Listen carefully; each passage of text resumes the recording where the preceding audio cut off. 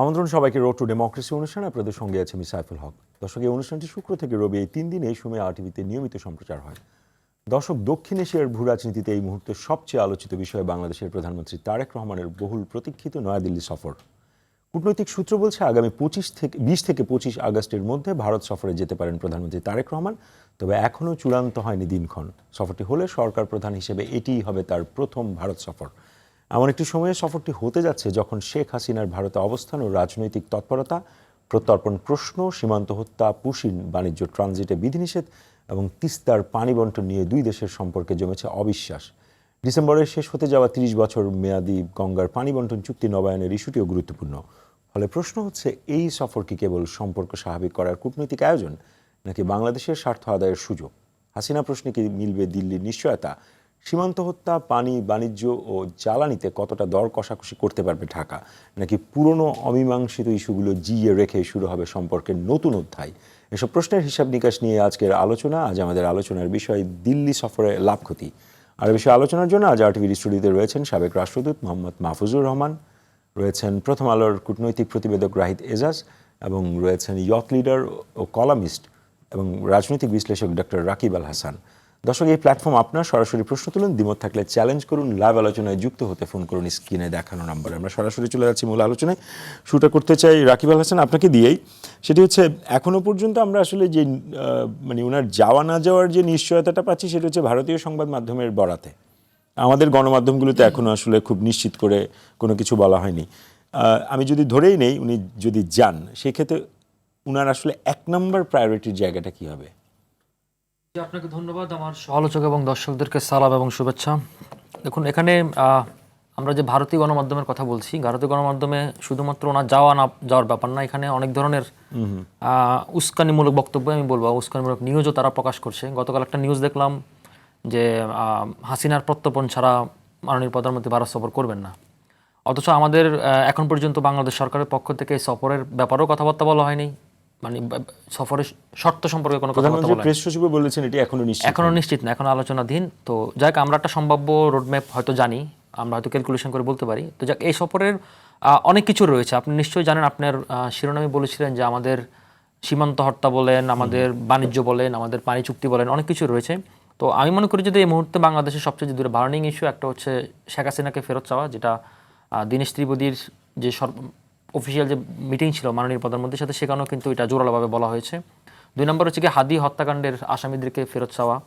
আর এর বাইরেও আপনি জানেন আমাদের এই বছর 30 বছর ব্যাপী আমাদের যে গঙ্গা চুক্তি সেটা শেষ হচ্ছে, এবং গঙ্গা চুক্তির বাইরেও আমাদের ধরেন সীমান্ত হত্যা, পুশিন, দ্বিপাক্ষিক বাণিজ্য, তারপর হচ্ছে গ্যাস, জ্বালানি, মানে সব কিছু মিলে ট্রানজ্যাকশন সম্পর্ক, সব কিছু মিলে আমি মনে করি যে আমাদের অনেক কিছুই, কারণ প্রতিবেশীর ব্যাপারটা হচ্ছে ধরেন আপনি ভূগোলের সাথে তো যুদ্ধ করা যায় না, এবং কূটনীতি এমন একটা জিনিস, কূটনীতি হচ্ছে যুদ্ধ ছাড়াই শক্তির ভারসাম্য বদলে ফেলা। আমরা ঐতিহাসিকভাবে যখন কোল্ড ওয়ার পরবর্তী সময়ে যখন চীনের সাথে আমেরিকার একটা খুব প্রতিপক্ষ সম্পর্ক চলতেছিল 1972-তে, তখন নিক্সন যখন আপনার চীন সফর করেন, তখন কিন্তু সমীকরণ বদলে যায় এবং সোভিয়েত ইউনিয়ন প্রচণ্ড চাপে পড়ে।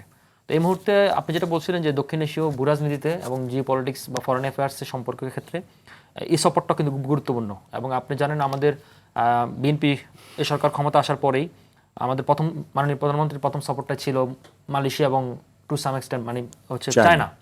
তো আসলে এই সরকারের এবং বেশিরভাগ উদ্যোগে দেখা যাচ্ছে চীনমুখী, এবং আরেকটা আমাদের বায়োল্যাটারাল যে এগ্রিমেন্টগুলো ইউএসের সাথে, তো সব কিছু মিলে যে এর মাঝখানের একটা বাফার বলতে পারেন ইন্ডিয়াকে, এবং ভারত আমাদের সবচেয়ে বড় প্রতিবেশী। তো সেই প্রতিবেশীতে আপনি উপেক্ষা করতে পারবেন না। তো সব কিছু মিলে আমি মনে করি যদি এই সম্পর্কটা দ্বিপাক্ষিক, এবং তবে সবচেয়ে বড় যে জোরালো জিনিসটা সেটা হচ্ছে সম্পর্কটা হতে হবে মিউচুয়াল আন্ডারস্ট্যান্ডিং এবং মিউচুয়াল রেসপেক্টের মধ্যে দিয়ে, এবং শুধু তাই না, একটা ইকুইটিও থাকতে হবে মধ্যে দিয়ে। আমি মনে করি যে এই সফরটা হওয়াটা জরুরি। কারণ হচ্ছে কি, অনেকেই বলছেন যে সফরটা যাওয়া উচিত না, কিন্তু আমি ক্ষেত্রে একটু যোগ করতে চাই। 2013 সালে যখন প্রণব মুখার্জি ঢাকা সফর করেন, তখন সোনারগাঁ হোটেলে তখন তৎকালীন প্রধানমন্ত্রী মরহুমা বেগম খালেদা জিয়ার সাথে মানে বৈঠক হওয়ার কথা ছিল, কিন্তু পরবর্তী করেনি, এবং ভারত কিন্তু সেই অ্যাডভান্টেজটা নিয়েছিল পরবর্তী সময়। কারণ আমি মনে করি ধরেন ওই সময় যদি সফরটা হতো, তাহলে ধরেন ভারতের আওয়ামী লীগ নীতি নিয়ে ভারতকে প্রেশার করা যেত। তো এই মুহূর্তে আমরা মনে করি যে ভারত এবং বাংলাদেশের যে দ্বিপাক্ষিক বা কূটনীতিক যে সম্পর্ক, সেই সম্পর্কে আমরা আপার হ্যান্ডে আছি। বিশেষ করে হাসিনার ক্ষেত্রে, হাসিনা যে একটা টুল হিসেবে ইউজ করা হচ্ছে, তো সেক্ষেত্রে আমরা একটা আপার হ্যান্ড আছে, এবং আমরা আপার হ্যান্ড থাকার কারণে এই সুবিধাটা বেনিফিশিয়ারি আমাদের হওয়া সম্ভব, এবং আমি মনে করি সফরটা হওয়া উচিত। এবং তবে মর্যাদার ভিত্তিতে, কারণ সরকারের পক্ষ থেকে বলা হচ্ছে উনি বিমস্টেক চেয়ার হিসেবে উনি সেখানে যাবেন না, এটা তো ক্লিয়ার। তো হয়তো ধরেন বাংলাদেশের প্রধানমন্ত্রী হিসেবে তাকে আমন্ত্রণ জানানো হবে এবং একই সাথে ওখানে কাউন্টার পার্ট নরেন্দ্র মোদীর সাথে বৈঠক হবে, এবং আমি মনে করি যে আমাদের সরকারও সেই প্রিপারেশন নিয়ে যাবে যে চুক্তি আলোচনাগুলো রয়েছে সেই আলোচনাগুলো জি। চলবে এবং সেই আলোচনার ভিত্তিতে বাংলাদেশের যে ন্যায্যতা সেই ন্যায্যতা বুঝিয়ে নেবে। ধন্যবাদ রাকিব আল হাসান। আমি এবার একটু সাবেক রাষ্ট্রদূত মোহাম্মদ মাহফুজুর রহমান আপনার কাছ থেকে শুনতে চাই। মাহফুজ ভাই, গত সপ্তাহে আমার যদি ভুল না করে থাকি আপনার সাথে আমরা এখানে একটি শোতে আপনি নিজেও বলছিলেন যে বিমস্টেকের সম্মেলনে যাওয়া না যাওয়া সেটি হয়তো সরকারি সিদ্ধান্ত, কিন্তু আপনি বলছিলেন যদি যেতেই হয় তাহলে সেটি একটি দ্বিপাক্ষিক সফর হওয়া উচিত, এবং এক সপ্তাহ পরে সেই রকম একটি আভাস নিয়ে আমরা আলোচনা করছি। সো প্রথম কথা হচ্ছে এই দ্বিপাক্ষিক সফরের সিগনিফিকেন্সটা কি কি হতে পারে, নাকি এটা জাস্ট একটা আনুষ্ঠানিকতা হিসেবেই থাকবে? না, যেহেতু দুদেশের সম্পর্কের মধ্যে আপনার একটা টানাপোড়েন আছে এবং আমাদের এই সরকার নতুনভাবে নির্বাচিত হয়ে এসেছে জনগণের ভোটে। নতুন সরকারের প্রধানমন্ত্রী মানে নতুন প্রধানমন্ত্রী, তিনি প্রথমবারের মতো বাংলাদেশের প্রধানমন্ত্রী হয়েছেন। তিনি যদি ভারতে যান কিংবা ভারতের প্রধানমন্ত্রীর সঙ্গে কোনো না কোনোভাবে দেখা করেন, এমনকি রাস্তায়ও যদি দেখা হয়, সেইটা অবশ্যই আনুষ্ঠানিকভাবে ভারতের মাটিতে পা রেখে হওয়া উচিত। এইটা ছিল আমার অবস্থান। তো সেই জন্য ব্রিক্সে যদি যান, সেখানে ওনাকে দাওয়াত দেওয়া হয়েছে যেহেতু আপনার বিমস্টেকের চেয়ার হিসেবে, এবং ব্রিক্সে তো উনি মূল অনুষ্ঠানে তো অংশগ্রহণ করবেন না, মূল আলোচনায় উনি থাকবেন না, একটা আউটরিচ অনুষ্ঠানে যোগ দেওয়ার জন্য তাকে আমন্ত্রণ জানানো হয়েছে। সেজন্য যদি ওটাতে যেতেই হতো বা ওটাতে যদি উনি যেতে চাইতেন, আমি বলেছিলাম যে তার আগে অবশ্যই দ্বিপাক্ষিক বৈঠকটা হওয়া উচিত। কিন্তু একই সঙ্গে আমি বলি যে দ্বিপাক্ষিক বৈঠক হওয়ার আগে, মানে দুটো প্রধানমন্ত্রী যখন দেখা করবেন একজন আরেকজনের সঙ্গে এবং বৈঠকে বসবেন, এই বৈঠক তো খুব লম্বা হয় না। হ্যাঁ, 1 ঘন্টা 2 ঘন্টা 3 ঘন্টা, আপনি এর চেয়ে বেশি লম্বা তো ওই বৈঠক করতে পারবেন না। তো সেই জন্য হয় কি, প্রধানমন্ত্রী লেভেলের বা রাষ্ট্রপ্রধান লেভেলের যদি কখনো বৈঠক হয়, সেই বৈঠকে সব বিষয় সমানভাবে আলোচিত হতে পারে না। হ্যাঁ, সুতরাং একটা সফরে গিয়েই আমরা অনেক কিছু অর্জন করে ফেলবো, এতটা উচ্চাশা আমি পোষণ করি না, এবং এতটা উচ্চাশা পোষণ করাও ঠিক না। আমাদের এখানে আমি মনে করি মোটা দাগে 3টা জিনিস যদি আমরা অর্জন করতে পারি, আমি মনে করব এরকম একটা দ্বিপাক্ষিক সফর থেকে আমরা সাফল্য নিয়ে ফেলেছি। একটা হলো, যদি ধরেন দুই নেতার মধ্যে একটা গুডউইল প্রতিষ্ঠিত হয়, অর্থাৎ সদিচ্ছা প্রতিষ্ঠিত হয়, পরস্পরের প্রতি শ্রদ্ধা, এই জায়গাটা প্রতিষ্ঠিত হয়। দ্বিতীয় হলো, দুদেশের মধ্যে যে ইরিটেন্টগুলো আছে, এটা আর মানে বলার খুব একটা প্রয়োজন পড়ে না, সীমান্ত হত্যা, পুশ ইন অ্যাটেম্পট, হ্যাঁ, এমনকি ভারতের মাটি ব্যবহার করে রাজনৈতিক প্রচারণা, এই ধরনের ইরিটেন্টগুলো বন্ধ করার ব্যাপারে দুজন যদি একমত হতে পারেন। তৃতীয় হলো, সম্পর্কটা আমরা পুনর্নির্মাণ করব, এইটার জন্য দুই নেতার কমিটমেন্ট, এবং সেটা যদি ঘোষণার মধ্যেও থাকে, এই কমিটমেন্ট যে আজকে থেকে পরবর্তীতে বাংলাদেশ এবং ভারতের মধ্যে যাই হবে সবকিছু সম্পর্ক পুনর্নির্মাণ করার জন্য, মানে সম্পর্ককে পিছিয়ে নেওয়ার জন্য আমরা আর কিছু করব না। এই 3টা জিনিস যদি সেখানে এস্টাবলিশড হয়, আমি মনে করি এই দ্বিপাক্ষিক সফর থেকে সেটা আমাদের সর্বোচ্চ প্রাপ্তি হবে। রাহিদ এজাজ আমাদের সঙ্গে যুক্ত আছেন, প্রথম আলোর কূটনৈতিক প্রতিবেদক। রাহিদ এজাজ, আপনার কাছ থেকে জানতে চাই, সেটি হচ্ছে এই সফরের ক্ষেত্রে আমরা দেখলাম যে ভারতের একটা আগ্রহের জায়গা খুব প্রতিভাত হচ্ছে, মানে কেন সেটা এবং সময়কালটা অনুযায়ী? একটা প্রশ্ন আছে একজন দর্শকের, প্রশ্নটা নিয়ে আমরা আবার আলোচনায় আসি। দর্শক কে বলছেন, কোত্থেকে বলছেন, নাম বলে যদি প্রশ্নটা করেন। হ্যালো, জি, আসসালামু আলাইকুম, আপনার প্রশ্নটা যদি করেন। হ্যাঁ, আমি গুলশান থেকে বলছি, আমার নাম জামান। জি, আমাদের মাননীয় প্রধানমন্ত্রী যে চিন্তা করেছেন যে আমাদের মাননীয় প্রধানমন্ত্রী যে ইন্ডিয়া সফর করবেন, জি, আপনার প্রশ্নটা যদি বলেন। ইন্ডিয়াতে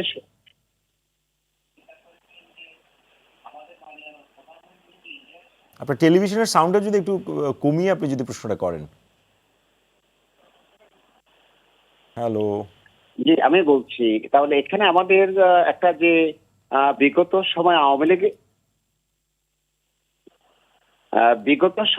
লীগের সাথে যে একটা গঙ্গা চুক্তি হয়েছিল, এই গঙ্গা চুক্তি কিন্তু এটা শেষ।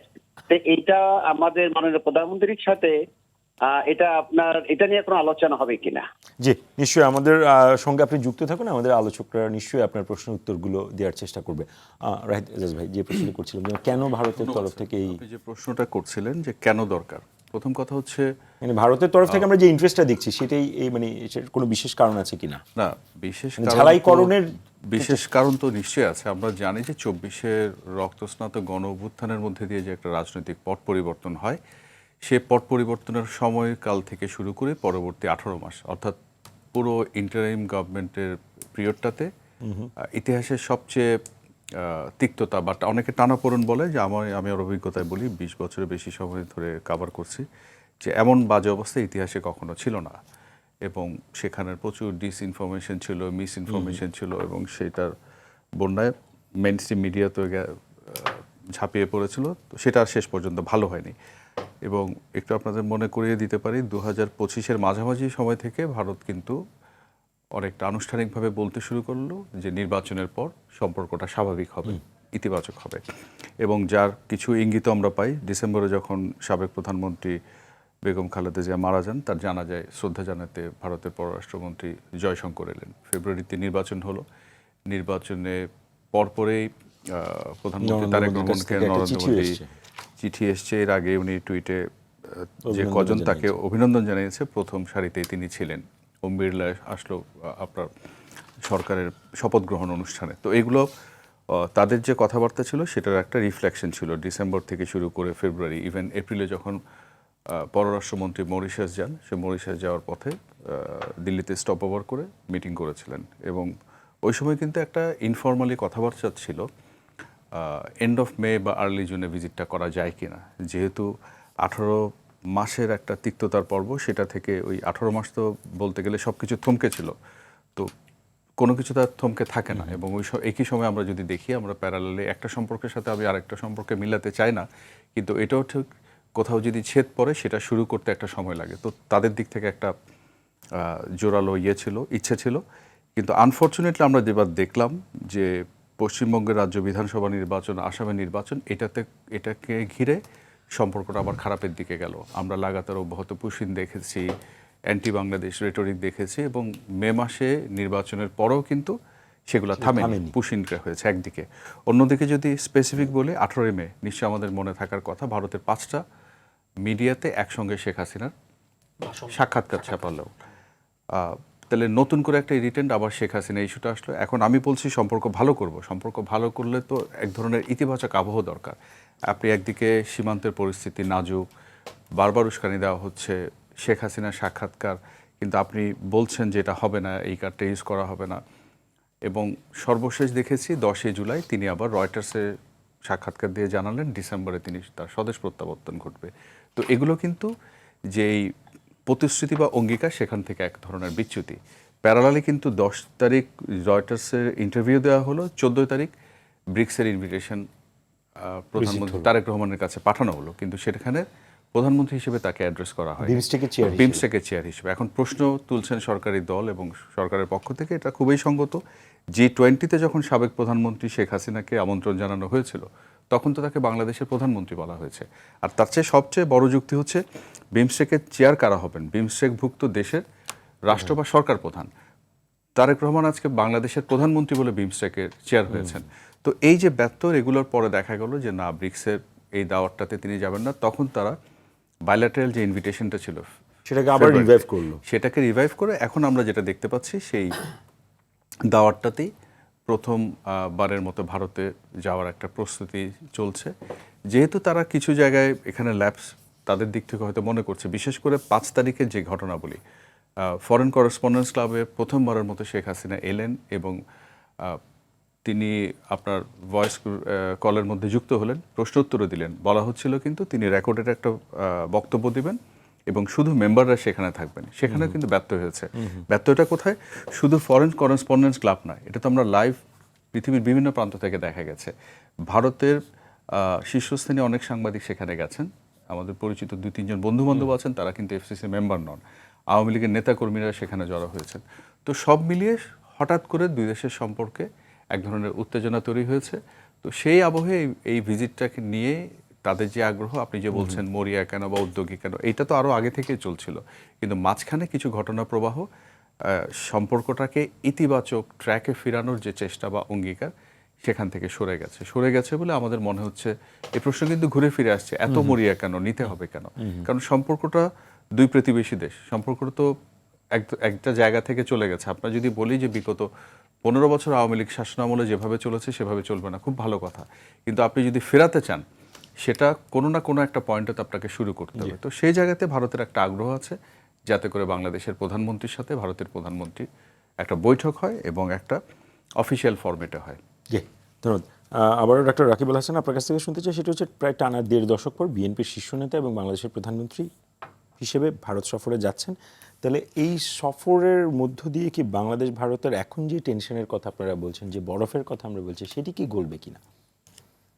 দেখুন এটা হচ্ছে কি, দেখুন এটা যদি গলেও সেটার ইন্ডিকেশন কি হবে, আমরা কিভাবে বুঝবো? আচ্ছা, দুটো গুরুত্বপূর্ণ প্রশ্ন। আমি দর্শকের প্রশ্নটা পরের টার্মে উত্তর দিব, যেটা আপনি গঙ্গা নিয়ে কথা বলতে চাচ্ছিলেন উনি, বা জবাব চাচ্ছিলেন। আপনার প্রশ্নের জবাব দিয়ে সেটা হচ্ছে, ধরেন দুই পক্ষই যদি এক্ষেত্রে ব্যাপারটা হচ্ছে, ধরেন এখানে আর অনেক কিছুই ডিপ্লোম্যাটিক, অনেক কিছু পলিটিক্যাল। ধরেন শেখ হাসিনার বিষয়টা টোটালি পলিটিক্যাল। এক নম্বর শেখ হাসিনার বিষয়টা মানে শেষ করি, সেটা হচ্ছে ধরেন শেখ হাসিনাকে যে কথা বলার সুযোগ দিল তারা, আপনি দেখেন তাদের শশী থারুরের বক্তব্য কিন্তু আবার বলে যে তারা নাকি এটা জানতো না বা তারা তাকে সুযোগটা দেয়নি। তো এখন এটা আপনিও বুঝতেছেন, আমিও বুঝতেছি, ভারতের জনগণও বুঝতেছে যে ভারত যদি তাকে স্পেসটা না দিত তাহলে শেখ হাসিনা এই সুযোগটা পেত না। কারণ শেখ হাসিনা তো 2 বছর ধরে চেহারা দেখায় নাই, কিন্তু তাকে কিন্তু আস্তে আস্তে নার্সিং করানো হচ্ছে। তো এটাকে বলা হচ্ছে কি, ধরেন প্লজিবল ডিনাইবিলিটি, মানে আপনার কাছে আপনি বুঝতেছেন কিন্তু অকাঠ্য দলিল প্রমাণ আপনার কাছে নাই। কিন্তু ভারত যে এই যে ডুয়াল ডিপ্লোমেসিকে বাংলাদেশের সাথে খেলতেছে, তো এটা যদি সে মনে করে যে সফরও করবে, তাহলে কিন্তু এই সফরটা ফলপ্রসূ হবে না, এক নম্বর কথা। সেকেন্ড কথা হচ্ছে, ধরেন ভারতের যে ইন্টারেস্টটা দেখিয়েছে, এবং আমাদেরও যেহেতু অনেক দেওয়ানাপানার হিসাব রয়েছে। আপনি ধরেন এখনো পর্যন্ত, আমি গত 2 দিন আগেও দেখলাম মেহেরপুরে হচ্ছে আপনার এক কৃষককে তারা আটকাইছে, বাংলাদেশে আবার 2 জন আটকাইছে, ও ভারতীয় নাগরিক, পরে পতাকা বৈঠক করে 2জনকে মানে ছেড়ে দিতে হয়েছে। তো এই যে সীমান্ত যে উত্তেজনা, তারপর আপনার এই পুশব্যাক, বিশেষ করে আপনার পশ্চিমবঙ্গে যখন বিজেপি ক্ষমতা আসলো, এবং শুভেন্দু অধিকার কিন্তু একের পর এক কড়া বক্তব্য দিয়ে যাচ্ছে এইসব ব্যাপারে। ইলেকশনের সময় বলেছিল যে 5,000 পুশব্যাক করছে, জেতার পরে বলতেছে 10,000 পুশব্যাক করছে। তো এই যে মানে ক্রমাগত এখানে যে টেনশন গ্রো করা, তো এটা যদি ভারত মনে করে যে এটাও করতে থাকবে, তাহলে এটা ফলপ্রসূ হবে না। আর থার্ড কথা হচ্ছে কি, আপনি বুঝবেন কীভাবে ফলপ্রসূ হয়েছে কিনা। ফলপ্রসূ হয়েছে কিনা, ধরেন এখানে অনেক ব্যাপার স্যাপার রয়েছে। ধরেন এক নম্বর কথা হচ্ছে, ধরেন আমাদের এবছর কিন্তু আমাদের গঙ্গা চুক্তি 30 বছর শেষ হচ্ছে ডিসেম্বরে। তো সেটা নতুন করে কীভাবে রিনিউ হবে, বা আমাদের তিস্তা নিয়ে আমাদের কোনো রোডম্যাপ আসবে কিনা। তারপর আমাদের সাথে যে ভারতের যে আপনার যে ধরেন বিভিন্ন ক্ষেত্রে টেরিফ রয়েছে, তারপর আমাদের যে ট্রানজ্যাকশনাল যে গ্যাপ রয়েছে, তো সেটা গ্যাপটা কমবে কিনা। তারপরে এই যে ভিসা যে চালু হয়েছে, তারা সবগুলো ভিসা সেন্টার কিন্তু ভিসা চালু হয়নি, অনেকে লম্বা লাইন, তো ভিসাটা স্মুথ হবে কিনা। তো তারপর আবার আমি আজকে একটা নিউজে দেখলাম, ভারতীয় একটা ব্যবসায়িক প্রতিনিধি বাংলাদেশে শীঘ্রই সফর করবেন। ভারতীয় ব্যবসায়ীদের জন্য কিন্তু বাংলাদেশের একটা ভালো পজিশন রয়েছে। আমরা অফিসিয়ালি যদি ভারত $13 বিলিয়ন হিসাবও করি অফিসিয়ালি, কিন্তু আমাদের কিন্তু টোটাল মার্কেটটা কিন্তু ভারতের জন্য $20 বিলিয়ন। কারণ আমাদের প্রচুর মানুষ সেখানে চিকিৎসার জন্য যায়, টুরিস্টের জন্য যায়, পড়াশোনার জন্য যায়। তো সেক্ষেত্রে এটাও ভারত কতটুকু দেখবে। তো এটা হচ্ছে ধরেন আলোচনার পরে 2 দেশের বা 2 দলের প্রধানমন্ত্রীর যদি আপনার এই নেগোসিয়েশনগুলো দেখেন, তাহলে হয়তো আমরা বুঝতে পারবো যে কতটুকু সফল হয়েছে বা বরফটা কতটুকু গলেছে। আর এর বাইরে আমি শেখ হাসিনা এবং হাদির হত্যাকাণ্ডের ব্যাপারে একটু বলতে চাই। ধরেন শেখ হাসিনার ব্যাপারটা হচ্ছে, শেখ হাসিনাকে এটা টোটালি পলিটিক্যাল, যতই তারা আইনের ব্যাখ্যাটা মারপেছে দেখাক না কেন, শেখ হাসিনাকে ভারত কখনোই ফেরত দিবে না, এবং শেখ হাসিনাও এখানে কখনো আসতে চাইবে না এই পরিস্থিতিতে। তো সেক্ষেত্রে ধরেন শেখ হাসিনার বিষয়টা যদি আমি সরিয়ে রাখি, তাহলে হাদির ব্যাপারটা তো আর মানে পলিটিক্যাল না, বা এটা ধরেন ভারতের যে এক্সট্রাঅর্ডিনারি চাওয়া এখানে, সেটার সাথে সাংঘর্ষিক না। তো সেক্ষেত্রে যদি হাদির হত্যাকারীদেরকে ফেরত দিতে না চায়, তাহলে কিন্তু এই কনস্পাইরেটা আরও বেশি জোরালোভাবে রেজ হবে যে হাদির হত্যাকাণ্ডের পিছনে ভারতের কোনো মদত রয়েছে। সুতরাং এটাও ভারতকে ক্লিয়ার করতে হবে। কারণ আমাদের দিক থেকে গত 1.5 বছরে যে কূটনীতিটা থেমেছিল, এটা কিন্তু বাংলাদেশের দিক থেকে কিন্তু মানে এমন না যে বাংলাদেশের কোনো ভুল ত্রুটি ছিল। আপনি বাংলাদেশের ভুল ত্রুটি দেখাতে পারবেন না। ভারতে কিন্তু সব কিছু অ্যাক্সেলারেট করেছে। তো আমি চাইবো না যে একটা পলিটিক্যাল গভর্নমেন্ট সেই জিনিসগুলোকে অ্যাক্সেলারেট করুক, কারণ এটা উইন-উইন সিচুয়েশনের মাধ্যমে শেষ হোক, এবং এটা হলে 2 দেশের প্রতিবেশীর জন্য ভালো। এবং আরেকটা জিনিস আমি মনে করি, আমাদের সরকারকেও যেরকম নিশ্চয়তা দিবে যে আমার ভূখণ্ড, কারণ আমরা অতীতে কিন্তু অরবিন্দ রাজকাওকে ফেরত দিয়েছি প্রত্যর্পণ চুক্তি দিয়ে, অনুপ চেটিকেও ফেরত দিয়েছি। তা আমাদের সরকার যেরকম ভারতের স্ট্যাবিলিটির জন্য এই নিশ্চয়তা দিবে, তারাও আমাদেরকে এই নিশ্চয়তা দেখা উচিত। কারণ আমাদের এখানে জঙ্গি কার্ড, আমাদের এখানে নানা ধরনের প্লে কার্ড খেলা, পলিটিক্যাল গেম খেলা, ভারতকেও এই ধরনের কোনো উস্কানি করতে দেওয়া যাবে না। এটাও আমাদের দিক থেকে খুব মানে লাউড অ্যান্ড ক্লিয়ার। কারণ হাসিনা একটা গণকেস, আওয়ামী লীগ একটা গণকেস, নতুন সরকারের সাথে, নতুন বাংলাদেশের সাথে, নতুন সার্বভৌমত্বের প্রশ্নে আপনাকে উইন সিচুয়েশন খেলতে হবে। ভারত যদি এই প্রশ্নে রাজি থাকে, তাহলে আমি মনে করি বাংলাদেশও ওয়েলকাম, এবং এটা পরবর্তী সময় এটা আরও দৃশ্যমান হবে। আবার মাহফুজ ভাই আপনার কাছ থেকে শুনতে চাই, সেটা হচ্ছে বাংলাদেশের সাথে ভারতের যে বাণিজ্য ঘাটতির বিষয়টা দীর্ঘদিনের আলোচনা, এখানে বাংলাদেশ কতখানি কার্যকরভাবে দর কষাকষি করতে পারে বলে আপনার মনে হচ্ছে? আমি এখানে দর কষাকষির জায়গা যে খুব প্রশস্ত সেরকম না। এর মধ্যে অনেকগুলো ফ্যাক্টর ইনভলভড। প্রথম কথা হলো যে ব্যক্তিগতভাবে আমি নিজেও আপনার যদি ট্রেড বাড়ে দুই দেশের মধ্যে আমি এতে সন্তুষ্ট হতে চাই। আমি মানে ভলিউমটা যদি বাড়ে, ভলিউমটা যদি বাড়ে, অর্থাৎ মানে আমদানি ওই- না ওই রপ্তানি ওই কোনটা disparity বাড়লো তে- এটা আমি মনে করি না, কেননা যদি আপনার ট্রেড বাড়ে তাহলেই এখানে আপনার ওয়েলফেয়ার গেইন হয়। হ্যাঁ, আর ভারত থেকে যে সমস্ত জিনিস আমরা আমদানি করি এর অনেকগুলো আপনার হলো প্রাথমিক পণ্য, বহু ক্ষেত্রে সেগুলো বাংলাদেশে এসে আপনার ভ্যালু অ্যাড হয়।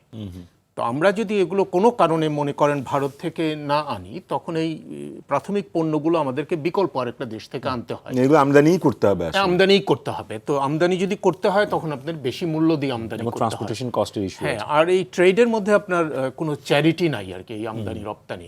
হ্যাঁ, আপনি চাইলেও জোর করে আমি এখানে আমার রপ্তানি ভারতে বাড়াতে পারবো না যদি না আমার প্রোডাক্ট কম্পিটিটিভ হয়।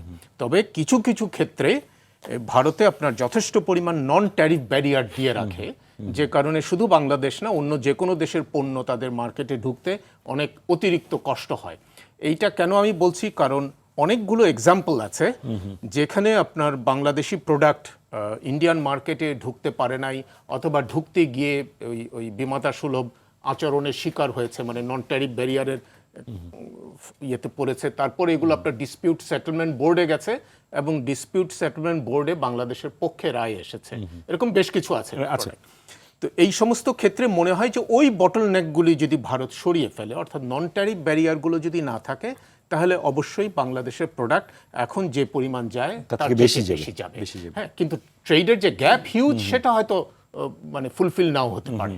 জি, রাহিদ আজাদ ভাই, যে প্রশ্নটা আপনার কাছে রাখতে চাই সেটা হচ্ছে দক্ষিণ এশিয়ার বর্তমান যে ভূরাজনৈতিক প্রেক্ষাপট, সেখানে চীন, ভারত এবং মার্কিন যুক্তরাষ্ট্র এই প্রত্যেকের সাথে সম্পর্কের ভারসাম্য বজায় রেখে বাংলাদেশ নিজের আসলে স্বার্থটা কি করে রক্ষা করতে পারে? কারণ এই সফরের দিকে তো আমেরিকাও তাকিয়ে আছে, চীনও তাকিয়ে আছে, একটু যদি বলেন।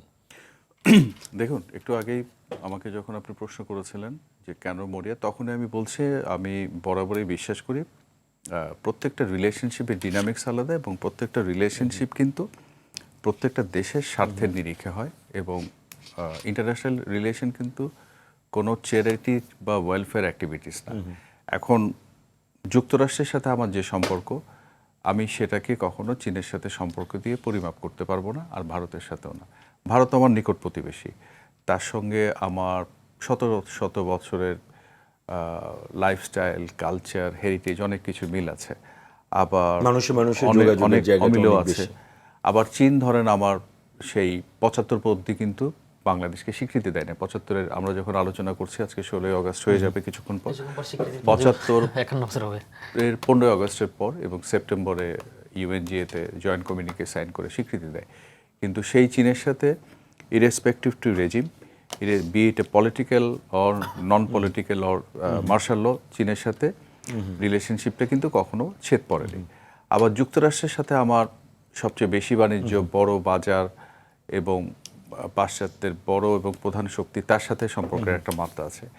এখন একটা জিনিস আমরা যদি একটু ফিরে তাকাই, গত বছর 10 কম বেশি হবে এই আলোচনাটা আসে যে প্রথম সফর চীনে হবে না ভারতে হবে। একটা অদ্ভুত বিতর্ক, একটা অদ্ভুত তর্ক শুরু হয় যে আমি চীনে যাব কি ভারতে যাব কিংবা ওমানে যাব। এটা তো বাংলাদেশ তার রাষ্ট্রের স্বার্থের দিকে বিবেচনা করে তারপরেও যাবে। সিলেকশনের ক্ষেত্রে তো বাংলাদেশের নিজস্ব, মানে হ্যাঁ, সরকারের তো নিজস্ব সেখানটায় একটা আসছে, কৌশল সেখানটায় ছিল। আসছে। এবং নিশ্চয় মনে আসে 24-এর নির্বাচনের পর শেখ হাসিনা ভারত যাবেন নাকি চীনে যাবেন, এটা নিয়ে চরম তর্ক বিতর্ক দেখা দিল। এবং বলা হয়ে থাকে যে পরিমাণ যে ধরনের অঙ্গীকারগুলো করা হয়েছিল নিশ্চয় আমরা ভুলে যাই না। 7 বিলিয়ন পাওয়ার কথা, বাজেট সহায়তা ইত্যাদি ইত্যাদি।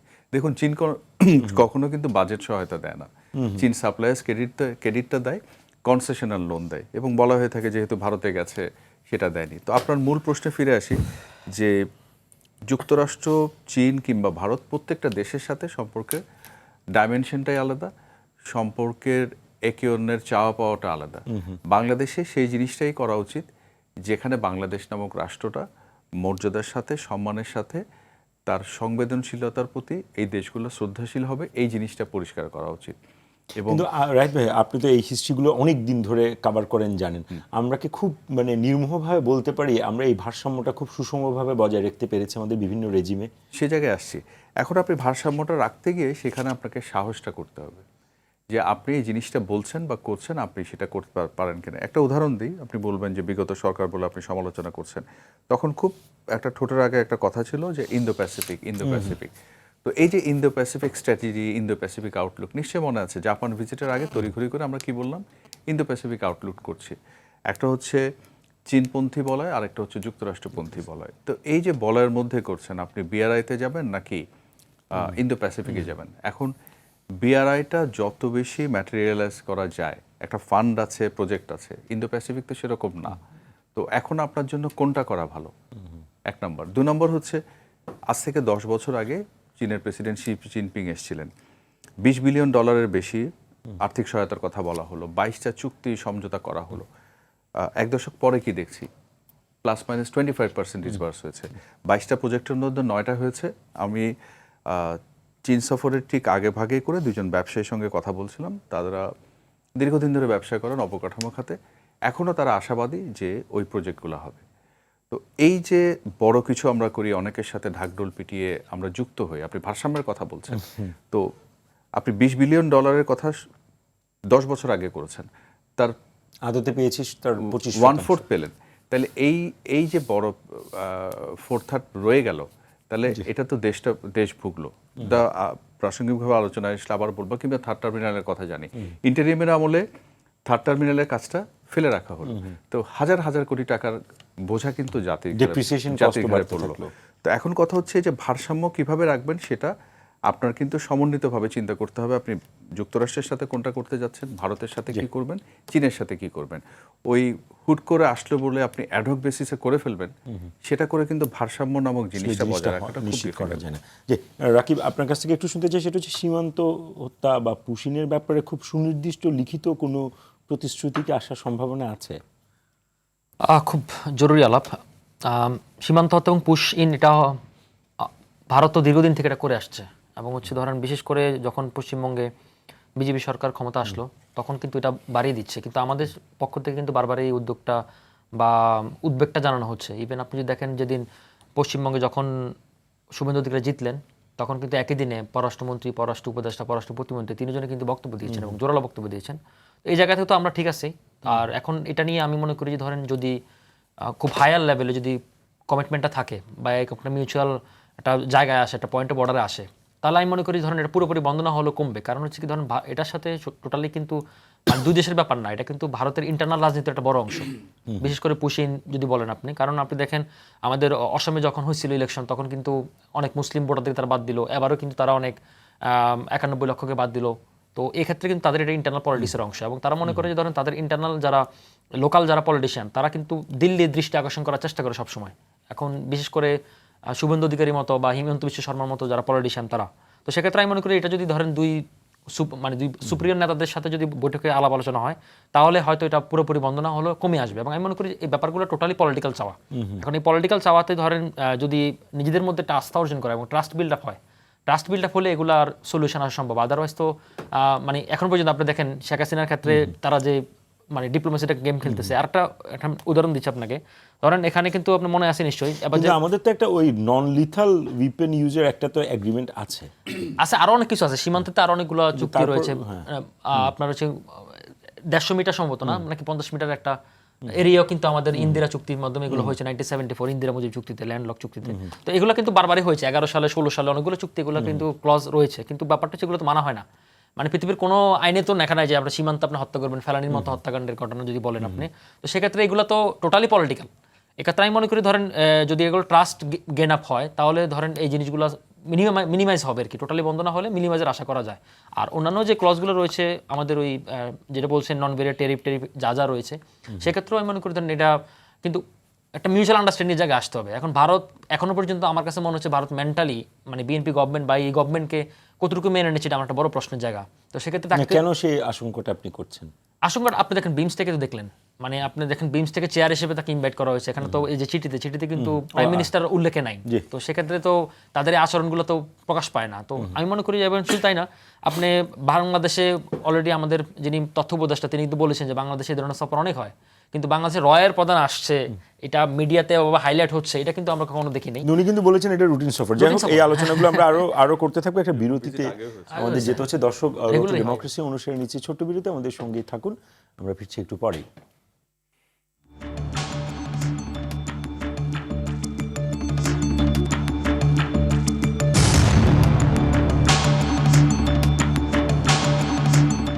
দুলা ভাই, ইঞ্জিন ঠিক না থাকলে গাড়ির যেমন কোনো ভরসা নাই, ভালো রড না হইলে বাড়িরও কোনো ভরসা নাই, দুইটাই বিপজ্জনক। তো কোন রোড কিনবো? কেন জেডে সারেন 25 বছরের পথ চলায় নিরাপদে রাখার প্রত্যয়।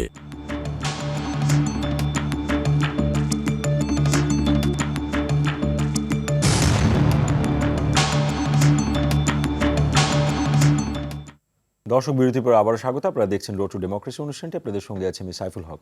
আজ আমাদের আলোচনার বিষয় দিল্লি সফরের লাভ ক্ষতি।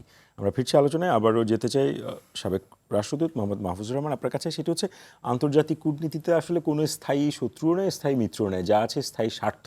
তো আপনার কি মনে হয় বাংলাদেশ ভারত অতীতের সমস্ত আবেগ সরিয়ে খুব বাস্তবসম্মত, খুব প্র্যাগমেটিক ওয়েতে আসলেই সম্পর্ক উন্নয়নের জন্য প্রস্তুত রয়েছে এই সফরের ভিতর থেকে? সেটা আমরা হয়তো দেখতে পাবো। আপনাকে আমি শুরুতেই বলেছিলাম যে এই সফর থেকে আপনি হয়তো খুব বেশি কিছু পাবেন না।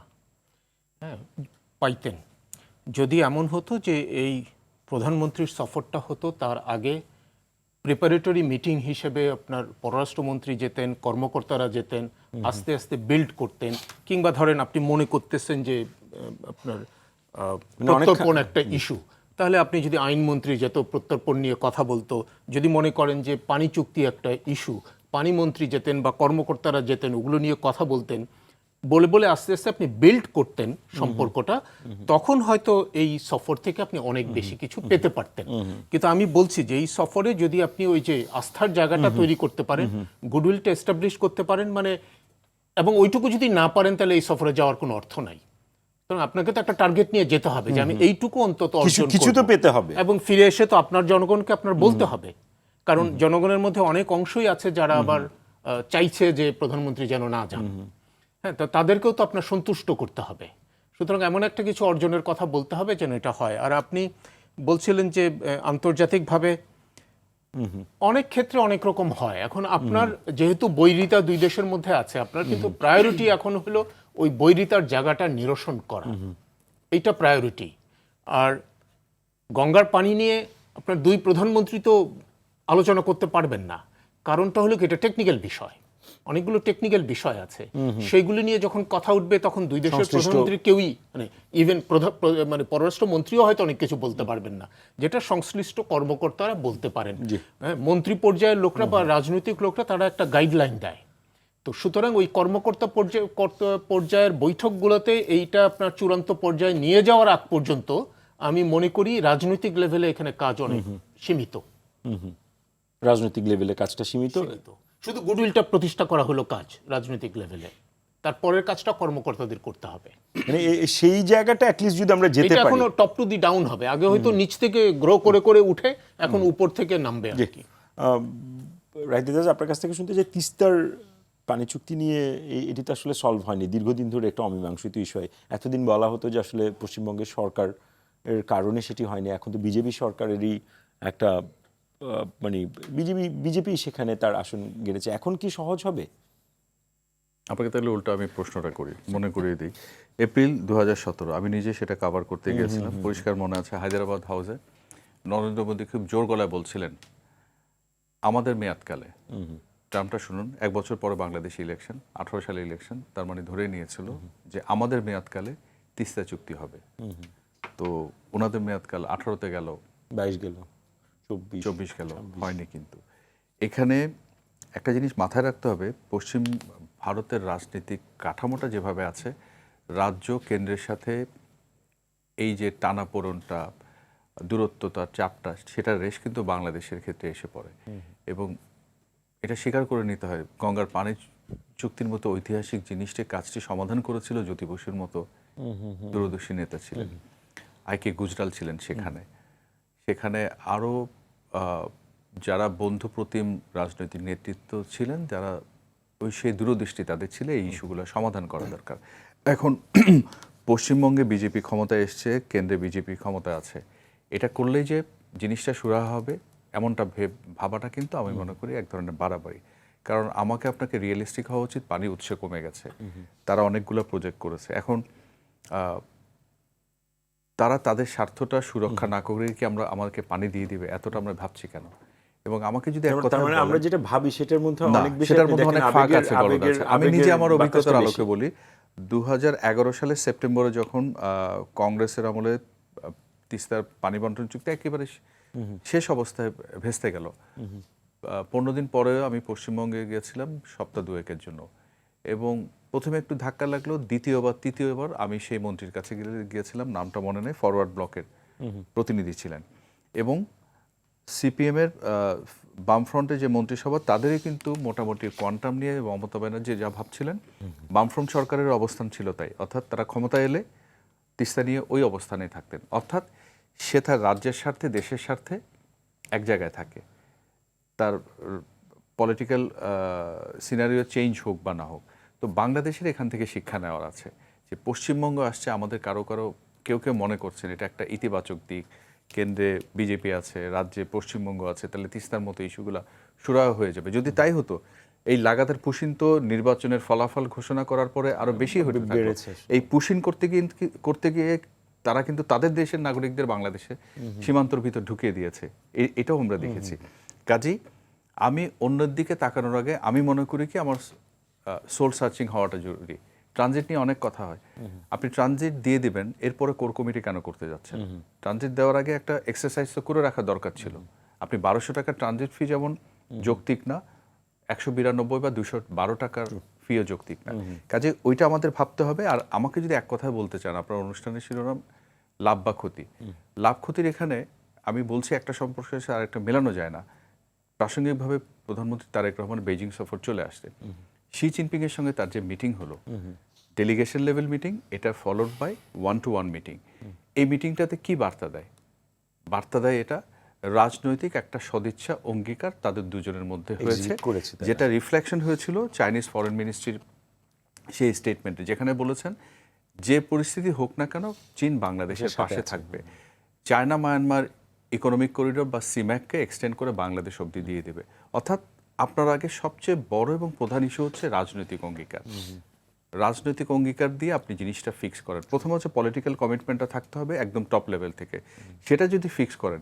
এই চীনের সাথে বিএনপি সংকটটা তো হয়েছিল আমরা জানি, তাইওয়ানে ট্রেড অফিস করা নিয়ে, সেই চীনে গেছেন, এবার চীন তাকে যেভাবে বরণ করে নিয়েছে এবং যে এঙ্গেজমেন্ট হয়েছে তাতে দেখা গেছে চীনের পলিটিক্যাল কমিটমেন্ট, পলিটিক্যাল এঙ্গেজমেন্টের জায়গায় বেশ জোরালো আছে।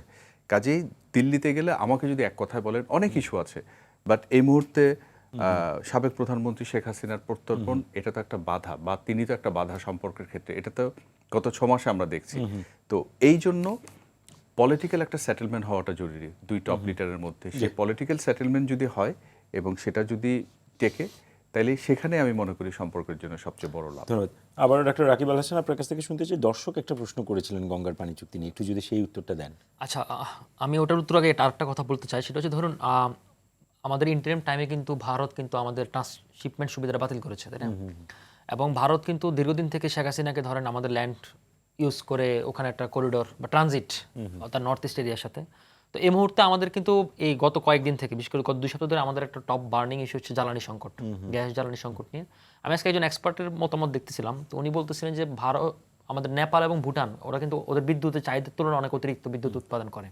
তো যেহেতু আমাদের চেয়ে কাছাকাছি এবং আমরা চাইলে ভারতের ল্যান্ড ইউজ করে এটা আনতে পারি, সীমান্ত, হ্যাঁ, তো এটা মানে এটাকে বলে ইন্টারকানেক্টিভিটি, তো সেটা ইউজ করে কিন্তু আমরা আনতে পারি। তো আমি মনে করি ধরুন এই আলোচনায় সেটাও মানে প্রাধান্য পাবে আমার কাছে বিশ্বাস।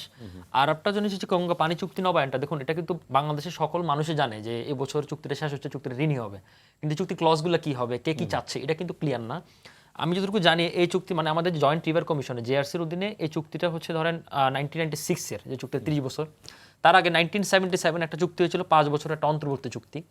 সেই চুক্তির অধীনে হচ্ছে 1 জানুয়ারি থেকে 31 মে 10 দিনের হিসাব অনুযায়ী পানি ভাগ হতো, এবং সেখানে বাংলাদেশ হচ্ছে কি এবার 77 সালের চুক্তিটা চাচ্ছে, ইন্টারেস্টিং বিষয়, এবং ওটাই এখানে আলোচনা উঠবে। বাংলাদেশ কিন্তু 96 সালেরটা পুনরাবৃত্তি চাচ্ছে না। কেন আপনাকে বলি, কারণ 77 সালে যে চুক্তিটা, সেই চুক্তি অনুযায়ী বাংলাদেশ মিনিমাম 80% গ্যারান্টি পেত পানির। 1996 অনুযায়ী, তখন চুক্তি অনুযায়ী যেটা হলো, তখন সেখানে বৃত্তি ধরা হলো 1949 থেকে 1988 সালের গড় পানি প্রবাহ। এজাজ ভাই যেটা বলছেন যে পানি এখানে বাস্তবতা কিন্তু চেঞ্জ হয়ে গেছে, পানির প্রবাহ কিন্তু কমে গেছে, এবং ভারতের পক্ষ থেকেও একই দাবি। এবং সেখানে যে চুক্তিটা ছিল 70,000 কিউসেক বা তার কম হলে পানির বন্টন হবে 50-50, 70 থেকে 75,000 কিউসেক বা তার কম হলে বাংলাদেশ পাবে 35, বাকিটা পাবে ইন্ডিয়া, আর 75,000 বেশি হলে ইন্ডিয়া পাবে 40 আর বাংলাদেশ পাবে বাকিটা। এখানে পানির গড় প্রবাহ ধরা হচ্ছে 11 মার্চ থেকে 10 মে। তো এখানে ন্যূনতম 35,000 বাংলাদেশ কিউসেক পানি পাওয়ার কথা, কিন্তু ভারতে এই পানিটা দেয় না। তো সেক্ষেত্রে বাংলাদেশ হচ্ছে কি এটাকে খুব বেশি আস্থাভাজন মনে করে না, বাংলাদেশ মনে করে 77 চুক্তিতে যাওয়া উচিত। কিন্তু ভারতের এখানে আপত্তি আছে। ভারত বলতেছে যে 30 বছরে এখানে উজানের পানি কমে গেছে, পানি প্রবাহ চেঞ্জ হয়ে গেছে। তারপর আবার এখানে বিহার, তাদের বিহারও কিন্তু আপত্তি জানিয়েছে। তো সেক্ষেত্রে এটা কিন্তু একটা খুব একটা মানে টেকনিক্যাল একটা চুক্তি, যেটা অ্যাম্বাসেডর সাহেব বললেন যে এটা খুবই টেকনিক্যাল বিষয়, এবং আমি মনে করি টেকনিক্যালভাবে এটা ডিল করবে। শুধু তাই না, এই সরকার আসার পরে কিন্তু সরকার কিন্তু পদ্মা ব্যারেজের ঘোষণা দিয়েছে, এবং ব্যারেজে করেন, ব্যারেজে তো আপনার মানে সমপরিমাণ পানি রিজার্ভ রাখতে হবে। তো পানি যদি ঠিকভাবে না আসে, মানে শুষ্ক মৌসুমে, আবার হচ্ছে কি আপনার ভারী মৌসুমে যখন আপনি পানি ছেড়ে দিচ্ছেন, তো আমি মনে করি যে এই জিনিসগুলোর একটা সেটেলমেন্ট ইস্যু হওয়া উচিত। এবং শুধু তাই না, আমাদের ধরেন আপনার আমরা তো ভারত থেকে অনেক কিছু আমদানি করি, তো ভারত অনেক কিছু করে কি এটা কিন্তু নিয়ন্ত্রণ করে, মার্কেটটা কিন্তু নিয়ন্ত্রণ করে সিন্ডিকেটের মাধ্যমে, চাল বলেন, পেঁয়াজ বলেন, অনেক কিছু। তো এটাকেও যেন আমাদের কোনো ক্রাইসিস না ফেলে। এবং শুধু তাই না, আমাদের যে জ্বালানি অলরেডি সরকার কিন্তু আপনি দেখেন মিয়ানমারের সাথে এবং চায়নার সাথে সরাসরি পাইপলাইন নিয়ে কথাবার্তা চলতেছে, তো ভারতের সাথে কিন্তু আমাদের পাইপলাইন রয়েছে। তো এই নিশ্চয়তাটা কিন্তু বাংলাদেশের জনগণকে দিতে হবে এবং সরকারকে দিতে হবে। আমি মনে করি যে এই বেসিক স্যারও খুব আশঙ্কা করতেছেন যে পাবেন কি এরা সব কিছু, বা অনেক কিছুই আমরা পাবো না। তো এই মিনিমাম ক্যাটাগরি যদি আমরা মানে প্রায়োরিটিটা সেট আপ করতে পারি, তাহলে আমি মনে করি যে বাংলাদেশ ভারতের সম্পর্কটা নতুন মাত্রা উচ্চতা পৌঁছাবে, না হলে কিন্তু জেলাও সেই কদুই থেকে যাবে। তো আমি মনে করি যে সরকার টেকনিক্যাল বিষয়টা নিশ্চয়ই সরকারের মাথায় রয়েছে, এবং আমি যেটা বলেছি সরকারও এখন পর্যন্ত আমার জানা মতে এই প্রিপারেশনটা সরকার রয়েছে। তাই মনে করি যে এটা আমরা হয়তো বেস্ট পসিবল ডিলটাই আমরা এখানে করতে পারবো, বা অন্তত সূচনাটা করতে পারবো। অবশ্যই আপনার কাছ থেকে আবারও শুনতে চাই, সেটি হচ্ছে আপনি যেটা বলেছেন খুবই রাইটলি বলেছেন। আমার কাছে সেটা মনে হয়েছে যে আসলে এগুলো খুব বটম লেভেলে, খুব প্রিপারেটরি সারফেস লেভেলে হয়ে ফাইনালে গিয়ে অ্যাপেক্স বডিতে আসলে মিটিং হয়। এখানে আমরা সেই সময়টা আসলে ওই অর্থে টাইমলাইনও আমাকে সেটা পারমিট করছে না। আমরা গত এক সপ্তাহ আগেও আমরা জানি যে যাচ্ছেন না, আবার আজকে জানছি যাচ্ছেন। সো এর এই যে সময়টা আছে, এর মধ্যে এই প্রিপারেটরি ওয়ার্কগুলোর আসলে কতখানি সম্পাদন করা সম্ভব অ্যাটলিস্ট মানে কর্মকর্তা লেভেলে? না, অবশ্যই সম্ভব। আপনাকে একটা কথা আগের বার বলেছিলাম, এবারে বলিনি, কিন্তু বলতে চাইনি, কিন্তু তারপরও এখন বলতে হচ্ছে এই কারণে। দেখেন, এখানে যে আমাদের দুজন সহ আলোচক তারা দুটো কথা বলেছেন। একটা হলো যে ভারতের গণমাধ্যমের রেফারেন্স আমরা দিচ্ছি যে আমাদের প্রধানমন্ত্রী কবে যাবেন, তাই না? কারণ আমরা বাংলাদেশের কোনো সোর্স থেকে কিন্তু এটা পাইনি, এখন পর্যন্ত অফিসিয়ালি পাইনি। আবার একই সঙ্গে আরেকটা শব্দ ব্যবহার করেছেন যে আমরা যা কিছু করছি অ্যাডহক ভিত্তিতে করছি। এই দুটো হলো আমাদের ত্রুটি, পররাষ্ট্র নীতির ত্রুটি। এটা আপনার সরকার নিরপেক্ষভাবেই এই ত্রুটিটা আমাদের মধ্যে আছে।